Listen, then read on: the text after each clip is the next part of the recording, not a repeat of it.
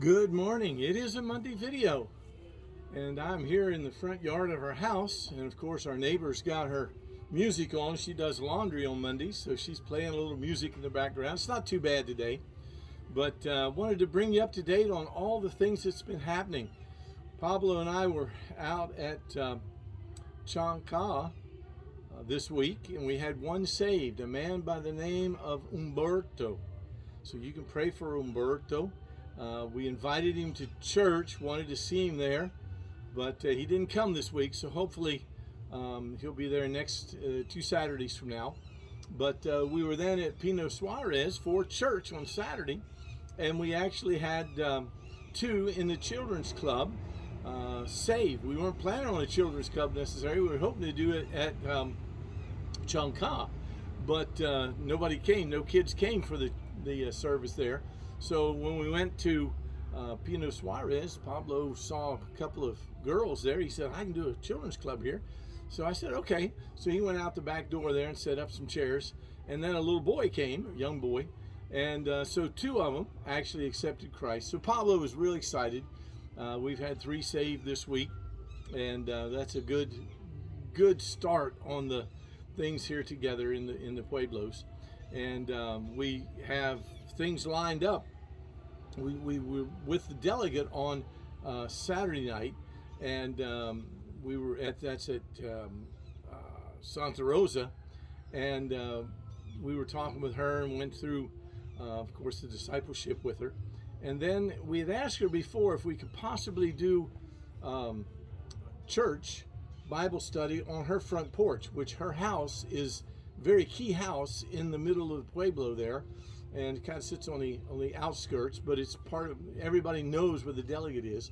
And she said, no, probably not. But then this time I asked her again, I said, would it be possible to do Bible study here on your porch on every other Saturday, the 2nd and 4th Saturdays of the month? And she said, yes, I believe it would. Now remember, we've been doing discipleship with her for about 1.5 years. So she was obviously in the course of that. We were talking about being a soul winner. And so she said we could give her tracts and she would keep them there and hand them out to the people in the Pueblo. So you pray for the delegate there in Santa Rosa, because there's a very high presence of Jehovah's Witness there. There's a very of course, prominent presence of Catholics, and of course, for her, this is a big step. She is actually siding with Independent Baptist, and so you pray for her. This could be a very difficult thing for her. The last time we talked with her, she said, well, no, maybe not, because I'm coming up for election. So now she's locked in. She's got her election done, and so I'm not sure how long is it good for, 4 or 5 years. And so she was willing to have us do the Bible study church there on her front porch. And so we're excited about that. So you please pray. And by the way, you've been praying for the delegate there at Santa Rosa. So continue to do so.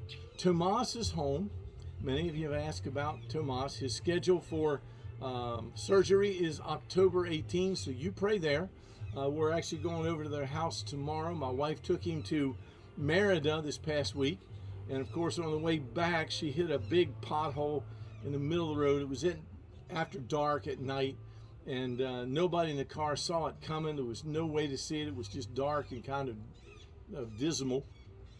And she hit a pothole and blew out 2 tires on the car. They had big knots on them.